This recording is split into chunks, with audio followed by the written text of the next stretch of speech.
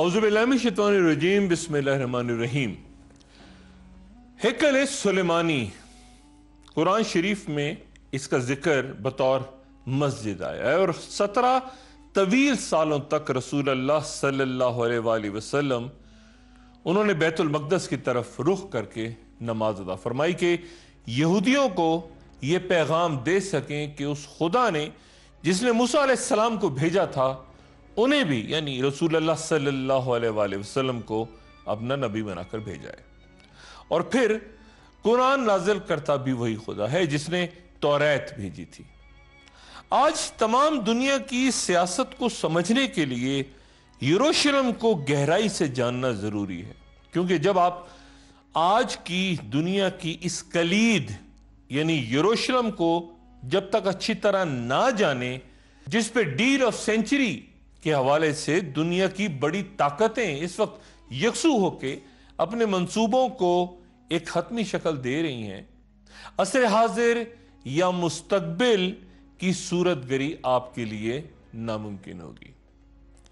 अगर आप दुनिया की इस कलीद यानी यरूशलेम को अच्छी तरह ना जान लें, गोया बहुत कुछ ना समझ पाएंगे, क्योंकि ये शहर जो कि मुसलमानों, ईसाइयों और यहूदियों तीनों के लिए अहम तर है, उसकी अहमियत क्या है। तारीख के खात्मे, आखिरुज़्ज़मा और वक्त के इख्तिताम की जानिब ये जो मुतज़ाद दावों का मरकज है वो इंतहाई अहम किरदार अदा करेगा। शायद आम तरीन यहूदियों को यकीन है कि यही वो बस्ती है जहां उनको मसीहा, अपने मसीहा का उसकी आमद का इंतजार है, जिसके बाद उनके सुनहरे दौर का आगाज होगा और वहीं से बैठ के वो मसीहा सारी दुनिया पर राज करेगा। यह अकीदा ईसाइयों से बिल्कुल मुख्तलिफ है, क्योंकि ईसाई ये कहते हैं, उनका ये ईमान है कि जब हजरत ईसा अलैहिस्सलाम वापस तशरीफ लाएंगे तो यरूशलेम ही वो जगह होगी, वो मकाम होगा जहां से वो ईसाइयों के तमाम अकायद यानी तसलीस और सलीब की तस्दीक करेंगे। जबकि मुसलमानों का यकीन यह है, ईमान यह है कि यरूशलेम का मुकद्दर लिखा जा चुका है और वो तहरीर है, और वो ये है कि वो इस्लाम के दीन हक को सच्चा साबित करके ईसाइयत और यहूदियत का एक मरकज होगा, उस जगह तस्दीक होगी आखिर ज़मां से पहले। क्योंकि ये तीनों ही मज़ाहिब हजरत इब्राहीम अलैहिस्सलाम से वाबस्ता होने के बावजूद शदीद इख्तलाफात भी रखते हैं, तो इसलिए यकीनन इनमें से सच्चा तो एक ही होगा। यरूशलेम दुनिया के कदीम तरीन शहरों में से एक है, जो कि अपनी 4000 साला तारीख में कम से कम 2 बार मुकम्मल तौर पे तबाह बर्बाद हुआ। इस पे तारीख में 52 हमले और ये 64 बार मुख्तलिफ कौमों के कब्जा यहां पे बयान होता है। ये तल अवीव और बहर रोम, जिसे मेडिटेरियन सी कहते हैं, उससे कुछ 60 किलोमीटर ये मशरिक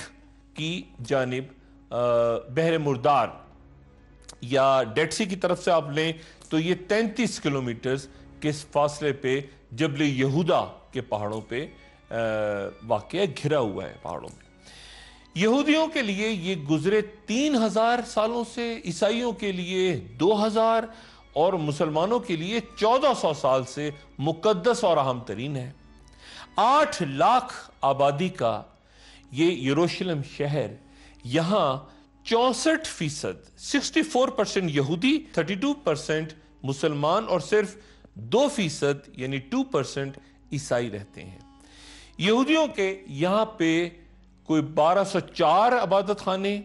जबकि ईसाइयों के तकरीबन 160 चर्चेस या गिरजाघर और मुसलमानों की यहां पे 73 मसाजिद मौजूद हैं। तौरात में तो नहीं, लेकिन अंजील में हैकल सुलेमानी का जिक्र कुछ 632 बार हुआ है, और उसकी मगरबी दीवार जहां आज, जो कि आज यहूदियों के लिए दुनिया में कुर्रे अर्द का मुकद्दस तरीन मकाम है। यरूशलेम को समझने के लिए जरा कुछ देर रुक के حضرت ابراہیم علیہ السلام کے دور میں چلتے ہیں تاکہ ماضی کے جھروکوں سے ذرا کچھ حال اور مستقبل کو سمجھنے میں آسانی ہو جائے۔ حضرت ابراہیم علیہ السلام کو ابو الانبیاء یعنی تمام نبیوں کا باپ بھی کہتے ہیں، کیونکہ ان کے بعد آنے والے تمام نبی، تمام پیغمبر انہی کی نسل سے تھے، اور تبھی ہم ان پہ اور ان کے بعد آنے والے تمام انبیاء پہ یعنی ابراہیم علیہ السلام اور آل ابراہیم علیہ السلام پر اپنا درود و سلام بھیجتے ہیں، اسے فرض سمجھتے ہیں۔ ابراہیم علیہ السلام اور حضرت نوح علیہ السلام کے درمیان تقریباً 3000 سال کا فرق بیان ہوتا ہے۔ نمرود کی آگ سے محفوظ ہو جانے کے بعد ابراہیم علیہ السلام عراق سے اپنے بھتیجے حضرت لوط علیہ السلام کے ساتھ اللہ کے حکم سے ارض مقدس کی طرف ہجرت کر گئے تھے، اور اللہ تعالیٰ نے تمام دنیا میں زمین کا یہ جو ٹکڑا منتخب کیا، اسے ارض مقدس قرار دیا اور طے کر دیا کہ حضرت ابراہیم علیہ السلام کا دین وہیں رہے گا۔ گویا اللہ تعالیٰ نے جب طے کر دیا کہ ابراہیم علیہ السلام کا دین وہاں رہے گا، تو پھر وقت کے خاتمے سے پہلے آخر الزمان میں دیگر مذاہب وہاں موجود نہیں ہوں گے، کیونکہ صرف حق اور سچ کا دین ہی ارض مقدس کا نصیب ہوگا۔ یروشلم کی تقدیر میں یہ لکھا جا چکا ہے کہ وہ حق اور سچ کی تصدیق ہوگا، یعنی وہ شہر گواہی دے گا، وہ مقام گواہی دے گا۔ آج یروشلم کے در و دیوار دیکھ کے بہت سے ماہرین آثار قدیمہ اس پرانی بستی میں دفن وہ عمارتیں تلاش کرتے ہیں جو بارہا اجڑنے کے باعث اب نظروں سے دور ہو چکی ہیں، اجڑ ہو چکی ہیں، لیکن وہاں جانے کے بعد انسان کے ذہن میں ان کا تصور زندہ ہو جاتا ہے، ایک خاکہ ہوتا ہے کہ یہاں کبھی کیا کچھ تھا۔ پہلی بار یہ شہر حضرت داؤد علیہ السلام کے دور میں تعمیر ہوا، جن کا نام مبارک قرآن میں 16 مرتبہ آیا ہے، اور جو پہلے پیغمبر ہیں یعنی داؤد علیہ السلام، جنہیں بادشاہت بھی عطا ہوئی۔ حضرت داؤد علیہ السلام حضرت آدم علیہ السلام کے علاوہ وہ واحد پیغمبر ہیں جنہیں قرآن میں خلیفہ کے نام سے پکارا گیا۔ انہیں بادشاہت عطا ہونے سے ہزاروں سال قبل مسیح بنی اسرائیل سے فلسطین کے اکثر علاقے چھینے جا چکے تھے۔ حضرت سموئیل علیہ السلام جب حکمراں تھے لیکن بہت ضعیف ہو چکے تھے، تو بنی اسرائیل نے دشمنوں کے مقابلے پر دعا کی اللہ تعالیٰ سے کہ یا اللہ ان کی مدد کے لیے کوئی بادشاہ بھیج، کیونکہ حضرت سموئیل علیہ السلام بہت ضعیف ہیں۔ تو پھر حضرت سموئیل علیہ السلام نے حکم الہی کے مطابق 30 سالہ طالوت کو ان پر بادشاہ مقرر کر دیا۔ طالوت کو بیشتر علماء پیغمبر تسلیم نہیں کرتے، اور انجیل میں انہیں ساول کے نام سے پکارا گیا ہے۔ طالوت کی بادشاہت کی نشانی کے طور پہ فرشتوں کے ذریعے وہ تابوت سکینہ بنی اسرائیل کو واپس مل گیا، اور تبھی چند علماء انہیں بنی اسرائیل کا ایک پیغمبر بھی تصور کرتے ہیں۔ تابوت سکینہ کیا ہے؟ قصص الانبیاء کے مطابق اس میں توریت کا اصل نسخہ، پتھر کی 2 تختیاں جو حضرت موسیٰ علیہ السلام کو کوہ سینا پہ دی گئی تھیں، حضرت موسیٰ علیہ السلام اور حضرت ہارون علیہ السلام کے عصا اور پیرہن، اور ایک برتن جس میں من و سلوہ محفوظ تھا تاکہ آنے والی نسلیں اللہ تعالیٰ کے اس احسان کو یاد رکھیں جو ان پہ صحرا میں بھٹکنے کے دوران فرمایا گیا تھا، وہ سب تابوت سکینہ میں موجود ہیں۔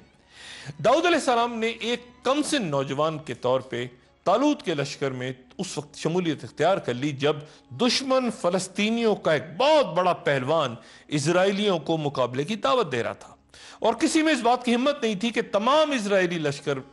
کے اندر جتنے بھی لوگ موجود تھے کہ وہ اس پہلوان کا سامنا کر سکیں۔ اس مرحلے پہ داؤد علیہ السلام ان کے سامنے اترے اور اس پہلوان کو قتل کر ڈالا۔ اس بے مثال جرت کے مظاہرے نے داؤد علیہ السلام کو تمام بنی اسرائیل کی آنکھوں کا تارا بنا دیا، اور طالوت نے اپنی بیٹی حضرت داؤد علیہ السلام سے بیعہ دی، اور پھر کچھ عرصے کے بعد وہ اسرائیلیوں کے حکمراں ہو گئے۔ اللہ تعالیٰ نے حضرت داؤد علیہ السلام کو نبوت سے بھی سرفراز کیا، اور پھر بادشاہت بھی عطا کی، اور حضرت داؤد علیہ السلام نے یروشلم شہر کی بنیاد بھی رکھی، اور وہاں ایک عظیم الشان محل کی تعمیر بھی شروع کی تاکہ وہاں پر تابوت سکینہ کو محفوظ کیا جا سکے۔ لیکن اسرائیلیات کے مطابق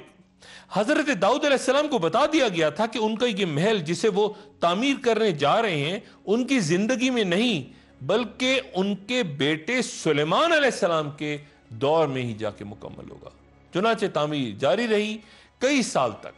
اور وہ چونکہ حضرت سلیمان علیہ السلام کے دور میں مکمل ہوئی، اسی لیے اسے ہیکل سلیمانی یا کنگ سولومن ٹیمپل یا فرسٹ ٹیمپل کہتے ہیں۔ حضرت داؤد علیہ السلام نے بنی اسرائیل پہ 40 سال حکومت کی، اور پھر ان کے صاحبزادے نے یعنی حضرت سلیمان علیہ السلام نے، جن کی حکمرانی کا منفرد امتیاز یہ تھا کہ وہ حیوانات بھی ان کے تابع تھے، اور جن کا قرآن مجید میں 17 مقامات پہ ذکر ہے، اور جن کی سلطنت کے بارے میں قرآن شریف کی یہ آیت کہ اے میرے پروردگار مجھے بخش دے اور میرے لیے ایسی حکومت عطا کر جو کہ میرے بعد کسی کے لیے بھی میسر نہیں، بے شک تو بہت عطا کرنے والا ہے۔ اسرائیلی روایت کے مطابق ہیکل سلیمانی کی تکمیل کو 7 سال لگے۔ ان کا یہ بھی عقیدہ ہے کہ ہیکل سلیمانی 410 سال تک اپنی جگہ پہ موجود رہا۔ حضرت سلیمان علیہ السلام کے بعد بنی اسرائیل آپس میں لڑ پڑے، لڑائی ہو گئی، جنگ و جدل، اور نتیجتاً 2 ریاستیں یعنی شمالی فلسطین میں سلطنت اسرائیل اور جنوبی فلسطین میں سلطنت یہود قائم ہو گئی۔ دونوں سلطنتوں میں خون ریزی ہوئی، اور پھر 7ویں صدی قبل مسیح میں ہاشمی فاتحین نے سلطنت اسرائیل کا خاتمہ کر دیا، اور کچھ ہی سال بعد یعنی 587 قبل مسیح میں بابل کے بادشاہ بخت نصر نے سلطنت یہود کی بھی اینٹ سے عید بجا دی، اور ہیکل سلیمانی کو اس طرح پیوند خاک کیا کہ اس کی ایک دیوار تک اپنی جگہ پہ موجود نہ رہی، اور وہ تابوت سکینہ ایسا غائب ہوا، وہ ساتھ لے کے ایسا بھاگے وہ لوگ کہ آج تک وہ تابوت سکینہ ہی نہیں ملا۔ اب یہودیوں کو وہاں سے پورے علاقے سے یعنی دونوں سلطنتوں سے شمال اور جنوب وہاں سے باہر نکال دیا گیا۔ 70 سال بعد ایرانی بادشاہ سائرس اعظم نے پھر یروشلم کو دوبارہ تعمیر کر کے یہودیوں کو وہاں پہ آنے کی جگہ دے دی۔ انہوں نے پھر ہیکل سلیمانی کی تعمیر شروع کر دی۔ بادشاہ نے، جو کہ تاریخ میں انتہائی ظالم حکمراں کے طور پہ یاد رکھا جاتا ہے، اور جس نے کئی یہودی پیشواؤں کے علاوہ خود اپنے ہی خاندان کو بھی قتل کر دیا تھا، یہودی مورخین کے مطابق یہ ہیکل سلیمانی کی دوسری تعمیر تھی جس کی اس نے اجازت دی، لیکن یہ بھی صرف 430 سال تک اپنی جگہ پہ قائم رہ سکی، اور وہ تابوت سکینہ کو ڈھونڈتے رہے کہ اسے لا کے دوبارہ اس دوسری تعمیر میں رکھیں جو کہ بخت نصر کی تباہی کے وقت غائب ہو گیا تھا، لیکن وہ بھی اس تمام عرصے میں واپس نہیں لایا جا سکا۔ لوگ اسے ڈھونڈتے رہے، اور یہ محل جو دوبارہ تعمیر ہوا تھا یہ بھی اس کے بعد پھر رومن بادشاہ ٹائٹس کے ہاتھوں تباہ ہو کے پھر ختم ہو گیا۔ جب یہودیوں نے رومنوں کے خلاف، یہ اس لیے تباہ ہوا کہ یہودیوں نے رومنوں کے خلاف ایک بغاوت کی ناکام کوشش کی تھی، اور بیان ہوتا ہے کہ اس کے بعد تقریباً 1.5 لاکھ یہودیوں کو قتل بھی کر دیا گیا تھا، اور ہزاروں کو پکڑ کے ایمفی تھیٹرز میں جانوروں کے آگے رومنز نے ڈال دیا تھا، اور پھر کوئی بھی یہودی وہاں پر یہ بتانے کے لیے بچا ہی نہیں تھا کہ ہیکل سلیمانی ہے کہاں یا تابوت سکینہ کہاں غائب ہو گیا تھا۔ اکثر یہودی ماہرین جو تاریخ کے ہیں ان کو یقین ہے کہ یہ موجودہ دیواری گھریہ جو ہے یہ حضرت سلیمان علیہ السلام کے ہیکل کی نہیں ہے، یہ پہلے ہیکل کی دیوار نہیں ہے جو تباہ ہو گیا تھا، یہ اس ہیکل کی دیوار ہے جو دوسری بار تعمیر ہوا، یہ اس کی دیوار ہے، اور یہ اس کے آثار ہیں جسے یومنز نے تباہ کیا تھا۔ لیکن وہ تابوت سکینہ جو پہلے ہیکل کے وقت غائب ہو گیا تھا وہ آج تک نہیں مل سکا۔ کہاں ہو سکتا ہے؟ ایک وقفے کے بعد گفتگو جاری رکھتے ہیں۔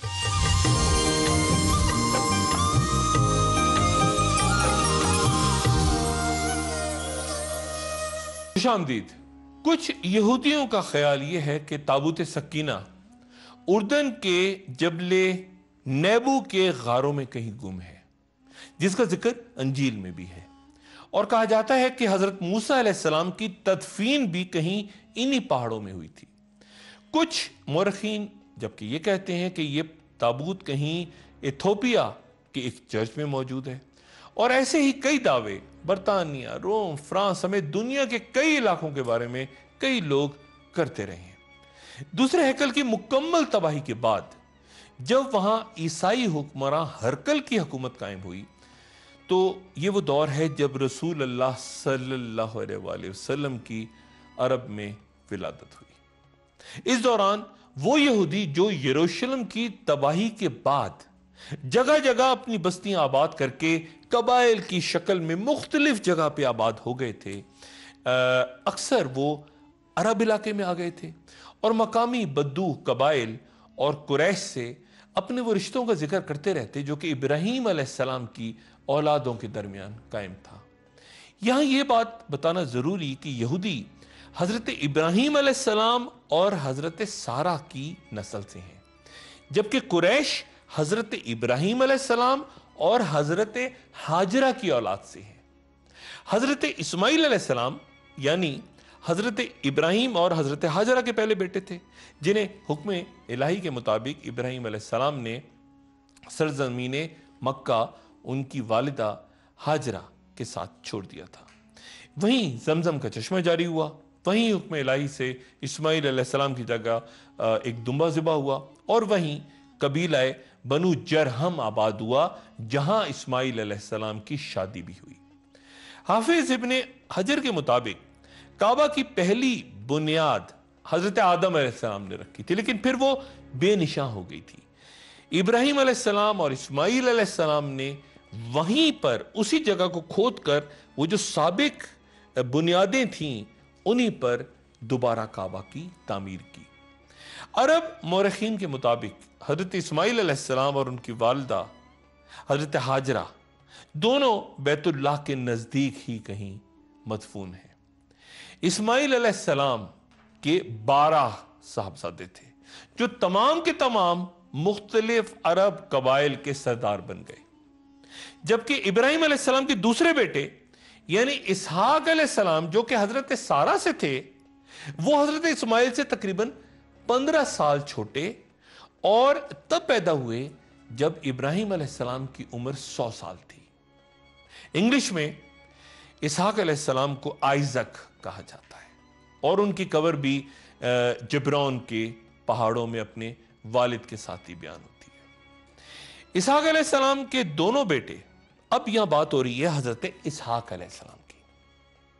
حضرت اسماعیل علیہ السلام مکہ میں بات ہو رہی ہے حضرت اسحاق علیہ السلام کی۔ ان کے 2 بیٹے یعنی عیسو اور یعقوب علیہ السلام، ان کے درمیان تعلقات کشیدہ ہو گئے، جس کے باعث عیسو چند روایات کے مطابق اپنے تایا یعنی اسماعیل علیہ السلام کے پاس مکہ چلے گئے، جبکہ یعقوب علیہ السلام جن کا نام عبرانی میں اسرائیل ہے، ان کی نسل یعنی بنی اسرائیل سے تمام انبیاء، باقی تمام انبیاء یعنی حضرت یوسف علیہ السلام، حضرت موسیٰ علیہ السلام، حضرت یحییٰ علیہ السلام اور حضرت عیسیٰ علیہ السلام سمیت بہت سے دیگر انبیاء، یہ سب بنی اسرائیل سے ہی ہیں۔ یعنی بنی اسرائیل کا مطلب یہ ہے کہ یعقوب علیہ السلام کی اولاد۔ حضرت یعقوب علیہ السلام کی قبر نیبلس شہر کے نزدیک بیان ہوتی ہے، جہاں ایک پہاڑ کے بارے میں یہودیوں کا ایمان ہے کہ اس پر حضرت ابراہیم علیہ السلام نے اپنے بیٹے اسحاق علیہ السلام کو ذبح کرنے کے لیے پیش کیا تھا۔ اور یہ انتہائی دلچسپ بات ہے کہ جس طرح مسلمانوں کا ایمان ہے کہ حضرت ابراہیم علیہ السلام نے اپنے ایک صاحبزادے اسماعیل علیہ السلام کے ساتھ جو معاملہ ہوا تھا کہ ان کے والد نے قربانی کے لیے پیش کیا تھا مکہ میں، یہودی کہتے ہیں کہ یہ واقعہ ابراہیم علیہ السلام کے دوسرے صاحبزادے یعنی اسحاق علیہ السلام کے ساتھ پیش آیا تھا۔ نعوذ باللہ، یہودیوں نے تو اپنی کتاب توریت میں اتنی تبدیلیاں کیں، بہت اس میں بہت چینجز کر دیے، اور یہاں تک داخل کر دیا کہ حضرت ہاجرہ حضرت ابراہیم علیہ السلام کی اہلیہ ہی نہیں تھی، کنیز تھی، نعوذ باللہ۔ اور ایسا یہودیوں نے کسی ایک پیغمبر کے ساتھ نہیں کیا کسی کو وصولی پہ لے گئے، کسی کا سر قلم کر دیا، کسی کو آرے کے سامنے لے گئے، اور جب ہزاروں سال بعد وہ ارض مقدس سے نکالے جا چکے تھے، پھر ختم ہو گیا تمام معاملہ۔ یعنی پہلا ہیکل بھی گر گیا، دوسرا بھی گر گیا، ہیرودس بادشاہ کا تعمیر شدہ جو تابوت سکینہ والا ہیکل وہ بھی تباہ ہو گیا۔ تو یہ وہ دور ہے جب حضرت عمر بن خطاب رضی اللہ تعالیٰ عنہ یروشلم میں داخل ہوئے۔ حضرت عمر بن خطاب رضی اللہ تعالیٰ عنہ فاتح یروشلم کی حیثیت سے جب شہر میں داخل ہوتے ہیں تو معمول کے مطابق شہر میں کوئی خونریزی نہیں ہوتی، کوئی قتل عام نہیں، اور نہ ہی کسی بھی مذہبی مقام، کسی عبادت گاہ کی کوئی توہین ہوتی ہے۔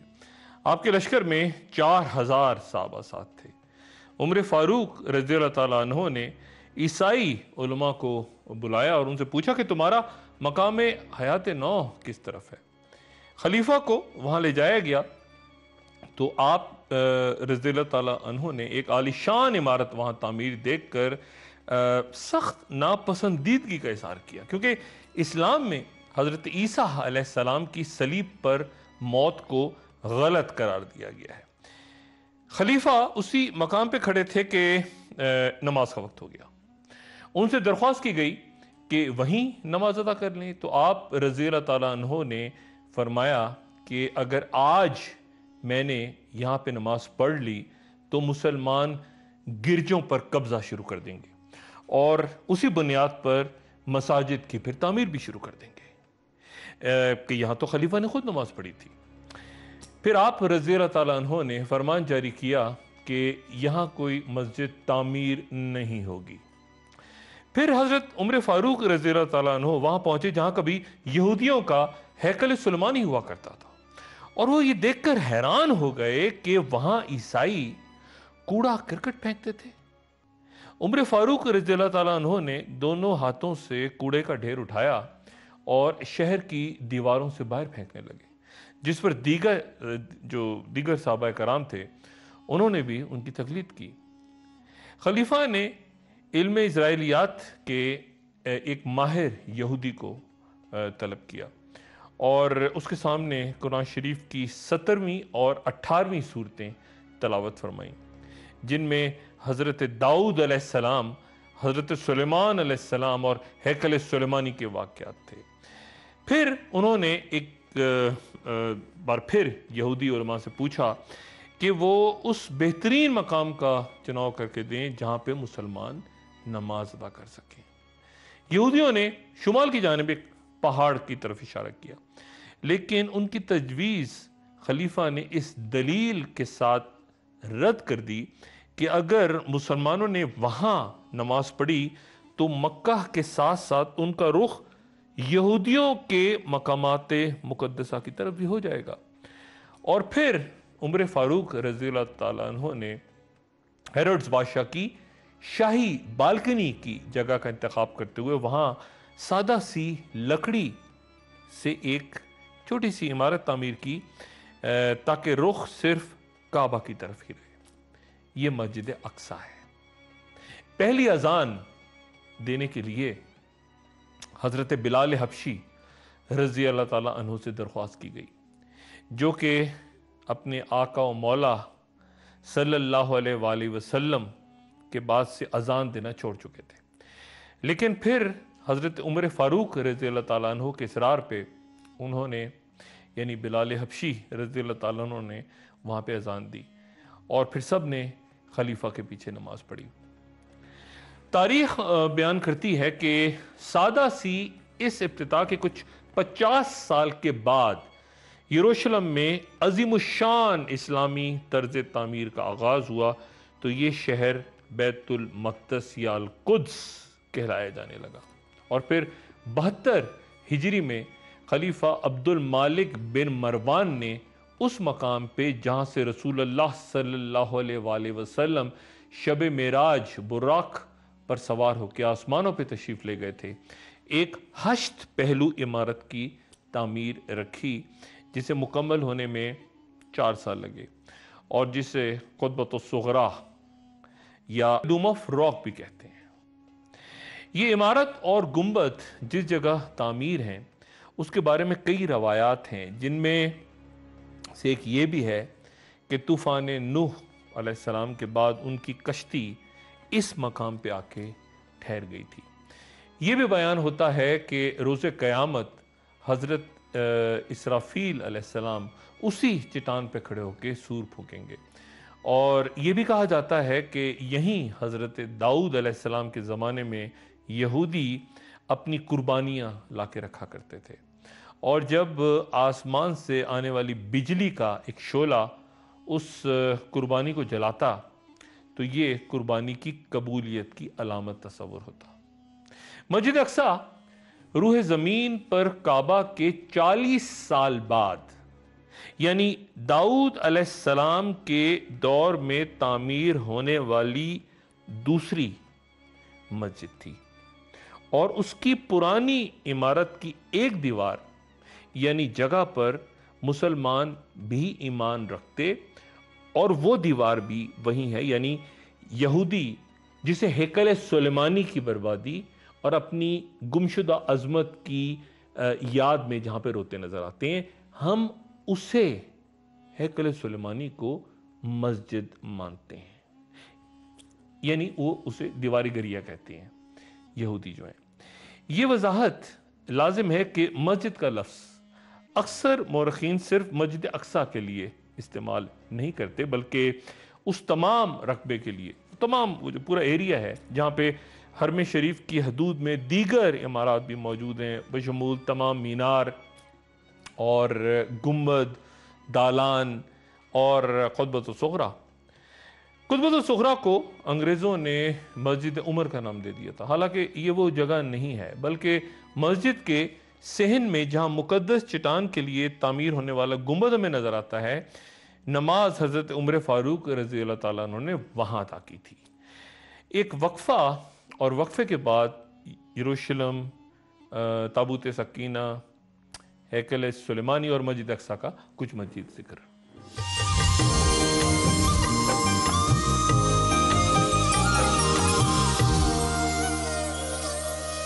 خوش آمدید۔ فلسطین میں قبلہ جنوب کی جانب ہے۔ رسول اللہ صلی اللہ علیہ وآلہ وسلم نے دین ابراہیمی کے احیاء کے لیے خانہ کعبہ کے نزدیک شروع کے دور میں آپ نماز اس طرح وہاں پہ ادا فرماتے مقام ابراہیم پہ کہ بیت المقدس بھی سامنے آ جاتا۔ پھر ہجرت کے 2 سال بعد ایک روز آپ صلی اللہ علیہ وآلہ وسلم مدینہ کے کچھ باہر مسجد بنی سلمہ میں بیت المقدس کی جانب رخ کر کے نماز ادا فرما رہے تھے، اور ابھی 2 رکعت نماز ہی ادا فرمائی تھی کہ وہی نازل ہوئی، سورہ بقرہ کی 150ویں آیت کہ اے محمد صلی اللہ علیہ وآلہ وسلم اپنا رخ مسجد الحرام کی طرف پھیر دو، جہاں بھی ہو اسی کی طرف پھیرو۔ چنانچہ باقی تمام نماز رسول اللہ صلی اللہ علیہ وآلہ وسلم نے خانہ کعبہ کی طرف رخ کر کے ادا کی، اور اسی کی بنیاد پہ مسجد بنی سلمہ کا پھر نام مسجد قبلتین ہو گیا، یعنی 2 قبلوں والی مسجد۔ گفتگو کے آغاز میں نے گزارش کی تھی کہ قرآن میں یروشلم کا نام کہیں نہیں، لیکن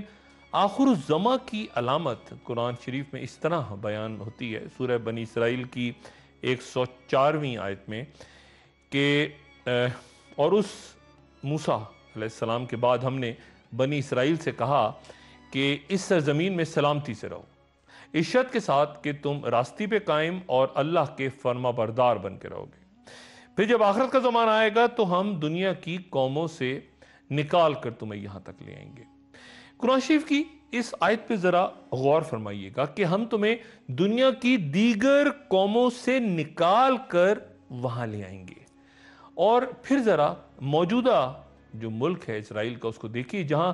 دنیا بھر کے ممالک، خواہ وہ مسلم ممالک ہوں، روس ہو، یورپ ہو، امریکہ ہو، پوری دنیا سے، ہر جگہ سے یہودی وہاں جمع ہو چکے ہیں بڑی تعداد میں دوبارہ ہجرت کر کے۔ تو کیا اس پیش بینی پر ہمارا دل اللہ تعالیٰ کی عظمت کا مزید قائل نہیں ہو جاتا؟ 1981 میں ہالی ووڈ کی معروف اداکار ہیریسن فورڈ نے مشہور ہدایت کار اسٹیفن اسپلبرگ کی کئی فلمیں تواتر کے ساتھ کی. انڈیانا جونز جو سیریز تھی، Indiana Jones and Raiders of the Lost Ark, پھر Indiana Jones and Temple of Doom وغیرہ، ان تمام فلموں کے تخلیق دیے جانے اور پھر تمام دنیا میں ان کی جو بھرپور پذیرائی ہوئی، یہ سپر ہٹ موویز، یہ اس بات کا ثبوت ہے کہ یہ موضوع صرف مسلمانوں کے لیے نہیں بلکہ ہم سے کہیں زیادہ یہودیوں اور عیسائیوں کے لیے بھی اہمیت رکھتا ہے. یہودی مسجد اقصی کی شہادت اور اس مقام پر ہیکل سلیمانی کی تعمیر کے لیے مکمل طور پہ اب تیار ہیں، اور وہ اشارہ کر رہے ہیں ایک سرخ گائے کی اس کی شکل میں اشارہ ہوگا جسے ذبح کر کے وہ جلائیں گے اور اس کی راکھ سے پھر اسرائیل کے عوام کو پاک کریں گے، ساری سرزمین پاک ہوگی. اور اس کے بعد پھر یہودیوں کا ایمان ہے کہ ہیکل سلیمانی میں کوئی بھی ناپاک شخص داخل نہیں ہو سکے گا. اسرائیلیات کے مطابق اس گائے کو پیدائش کے 3 سال کے بعد ہیکل کی تطہیر کے لیے لایا جائے گا. آثار قدیمہ کی تلاش کے نام پہ اس وقت مسجد اقصی اور قبۃ الصغریٰ دونوں کے نیچے وسیع تر سرنگیں کھودی جا چکی ہیں، اور یہ کام پچھلی کئی دہائیوں سے بہت منظم طور پہ جاری ہے، اور نتیجتاً دونوں مقدس عمارتیں اس وقت مکمل طور پہ کھوکھلی بنیادوں پہ کھڑی ہیں. یعنی ایک معمولی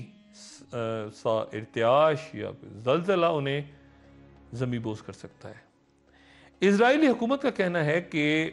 سرنگیں کھودے جانے کا مقصد ہیکل سلیمانی کی باقیات کی تلاش ہے، یعنی مسجد اقصی کی شہادت بھی ہو سکتی ہے اس کے نتیجے میں. آج کی گفتگو کا اختتام رسول اللہ صلی اللہ علیہ وآلہ وسلم کی اس دعا پر انتہائی غور کی درخواست کے ساتھ کر رہا ہوں. صحیح بخاری کی حدیث ہے، حضرت عبداللہ ابن عمر رضی اللہ تعالیٰ عنہ سے روایت ہے کہ رسول اللہ صلی اللہ علیہ وآلہ وسلم نے فرمایا کہ یا اللہ ہمارے شام پہ رحم فرما اور ہمارے یمن پہ رحم فرما. کچھ نے پھر نجد کا پوچھا تو آپ صلی اللہ علیہ وآلہ وسلم نے فرمایا کہ وہاں زلزلے اور تباہیاں رونما ہوں گی اور وہیں سے شیطان اپنا سر نکالے گا. اس حدیث پر کسی اگلی نشست میں تفصیلاً بات ہوگی انشاءاللہ. اپنا دوستوں رشتہ داروں گرد و نواح کے لوگوں کا سب کا خیال رکھیے گا. اللہ حافظ.